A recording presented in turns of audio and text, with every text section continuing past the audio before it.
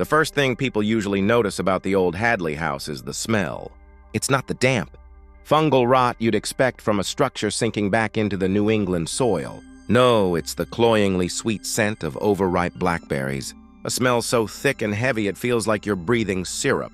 It clings to your clothes, your hair, the back of your throat. My grandmother, who grew up in this town, called it the sugar rot, said it was the smell of something, pretending to be sweet, when it was really just spoiled to the core. I'd inherited the place, you see. A sprawling, Victorian monstrosity on the edge of a town that progress had politely bypassed. My lawyer's letter called it a prime piece of real estate.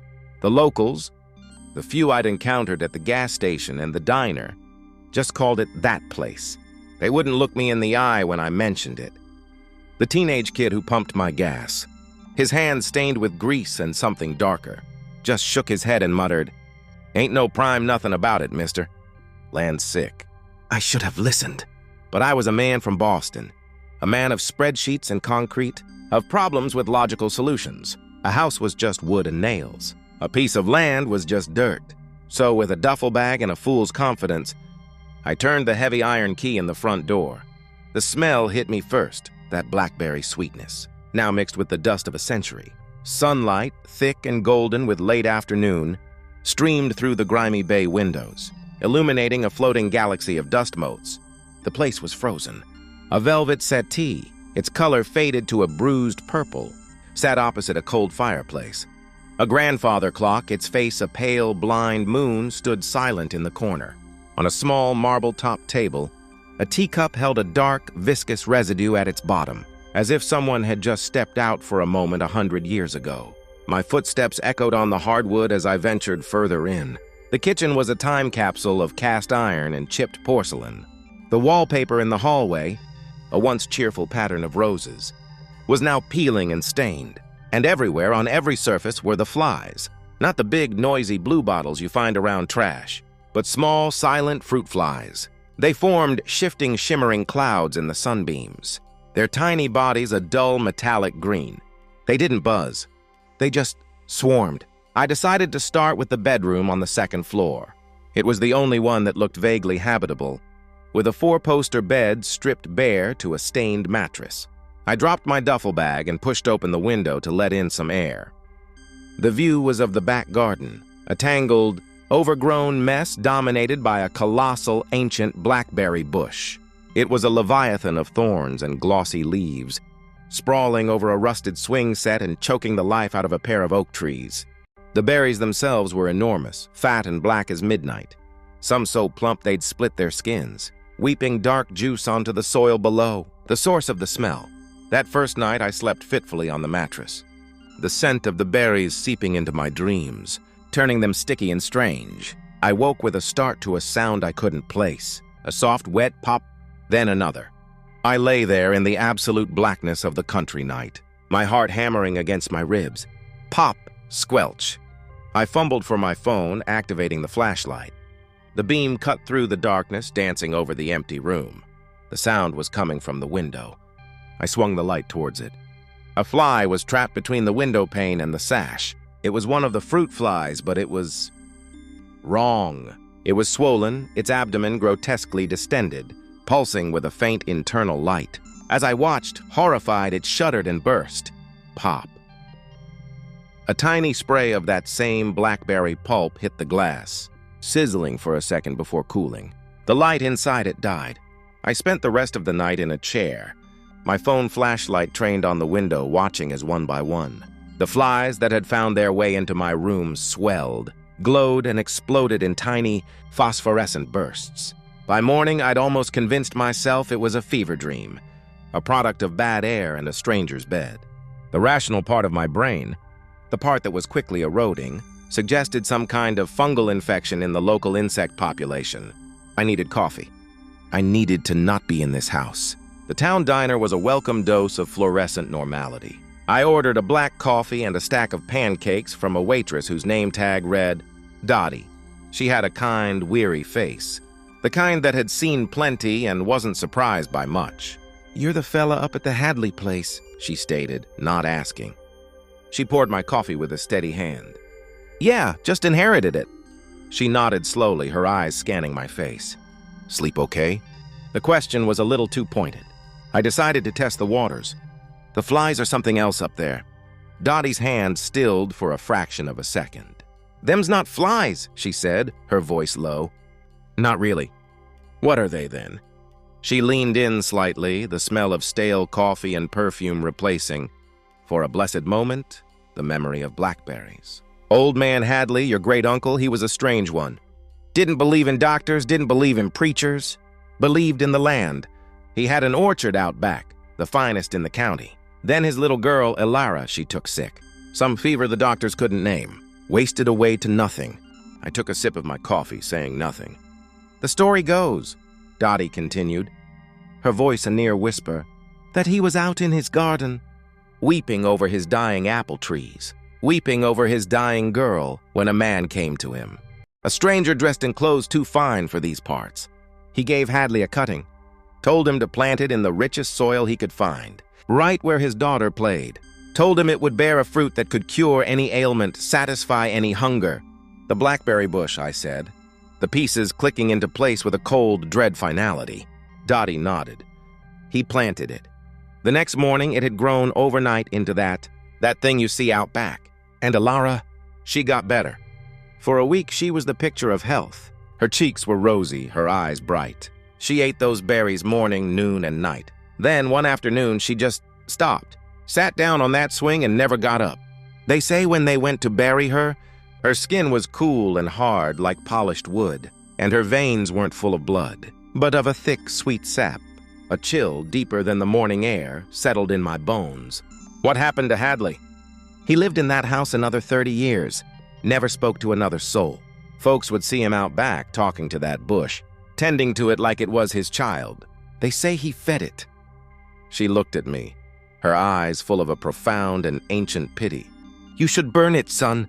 Burn it all and salt the earth. I went back to the house. Her story was just that, a story.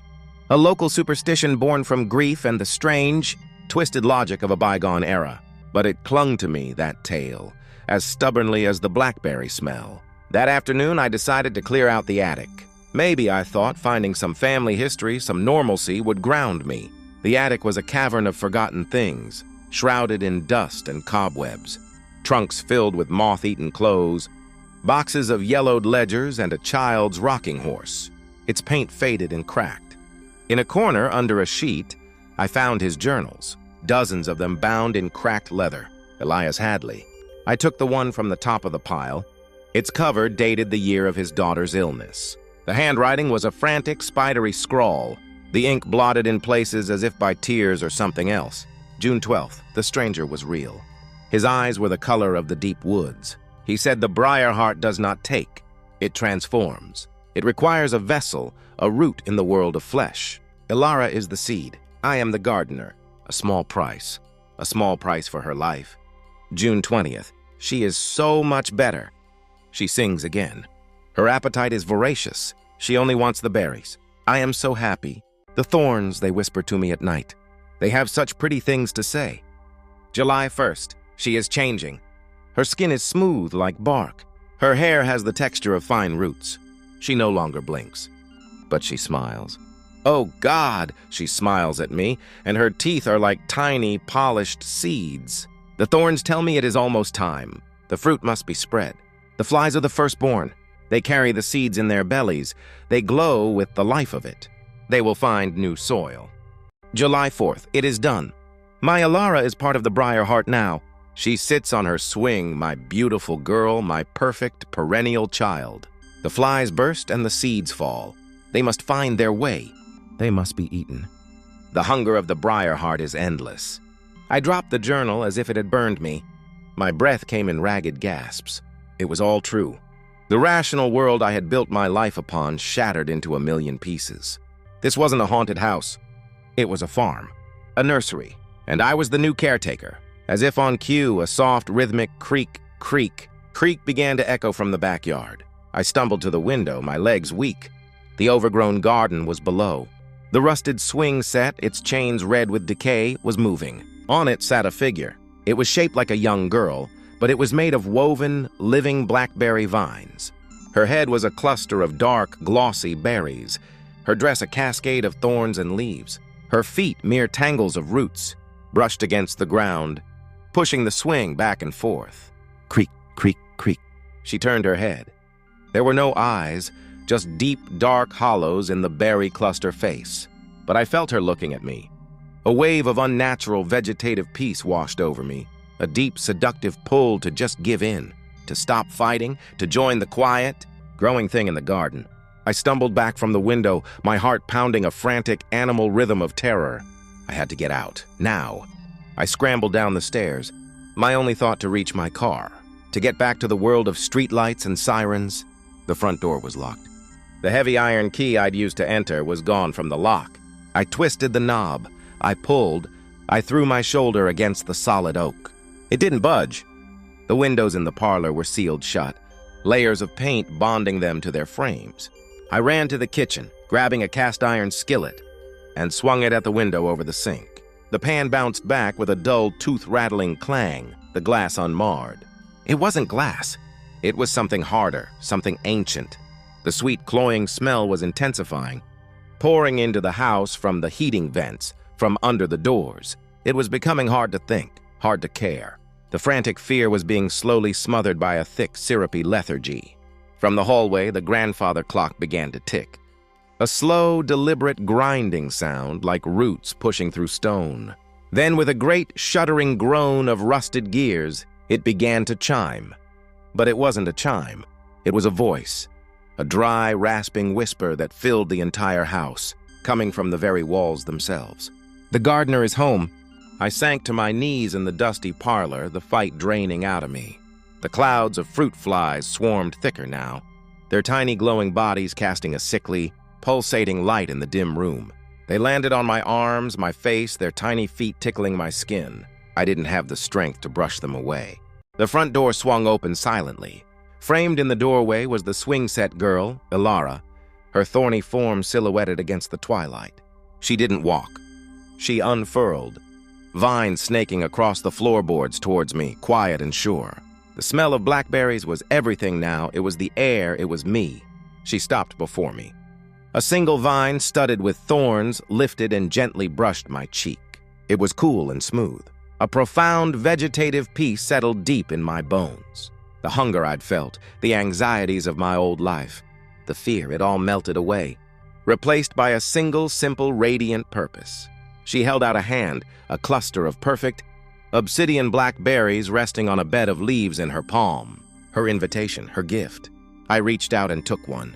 It was warm, and I could feel a faint, rhythmic pulse within it. A tiny, captive heartbeat. I am the gardener now. The flies are my children, and I watch them with a father's pride as they swell with light and burst, scattering their precious, seedy cargo to the wind. Sometimes at night I hear a car slow down on the road out front, a curious soul drawn by the legend of the Hadley house. I go to the window and I look out, my skin already taking on the smooth, polished texture of well-tended wood. I wait. The Briar-Heart is always hungry, and the land, as they said, is sick. It's my job to make it better, one seed at a time.